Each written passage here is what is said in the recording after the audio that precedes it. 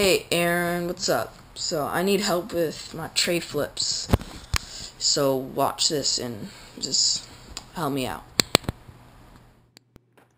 Thanks a lot for sending in your video. I really appreciate it. That first one right there was super close. You almost landed it. And I just got to let you know that you have 6 shoes. And I like the way you say tray flips. So I'm going to do my best to help you out here, okay?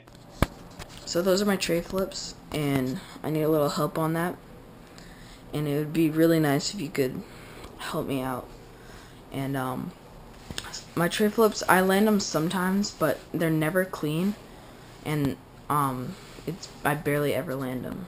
So yeah. Okay, cool. So the first thing that I noticed is that your feet are really, really close together. And I understand that because when you put your front foot a little closer to your back foot, it is easier to get the full rotation of the full 360 flip. One thing that I'm really curious about is if you have your kick flips mastered and your varial flips mastered as well. One thing about learning 360 flips when your body is smaller is that it's just super hard to get the full 360 flip rotation. I remember when I was first learning 360 flips, it was super difficult. So what I did was I got varial flips really down. And then another thing that I did, because it's easier to get the full 360 rotation going fakie, so you can learn fakie 360 flips. So that's one of my suggestions. I would learn fakie big spins, and then after you learn fakie big spins and you kind of have the feel of the board doing a 360 and you're popping fakie, then try to do fakie 360 flip.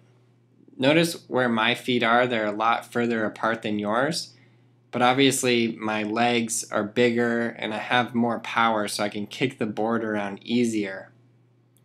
This is the first trick you learn where your board does a full 360 and is spinning, so it just takes so much power in your back foot. The whole trick is in your back foot, and it does look good, like your scoop of your back foot is good. And your board does do the full rotation in the air.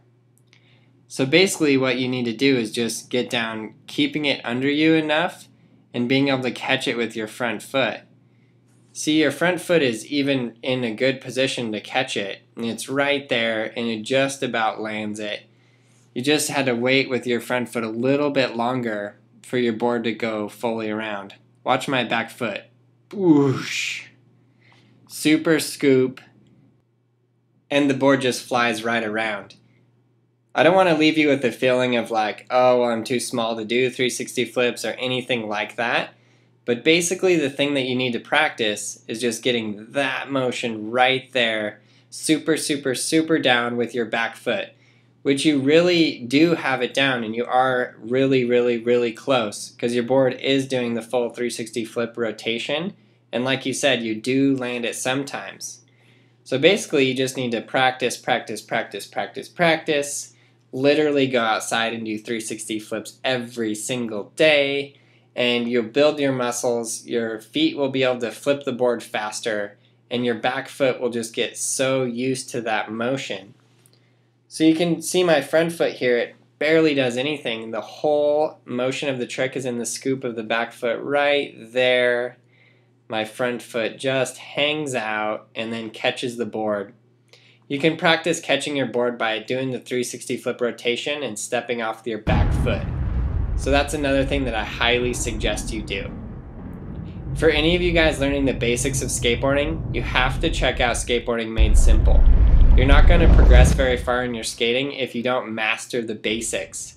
Skateboarding Made Simple takes you through every single step, and if you do every single step, you will master the basics of skateboarding, and you will progress in your skating super fast. So check it out. I know it will help you guys. Thanks a lot for all of your support.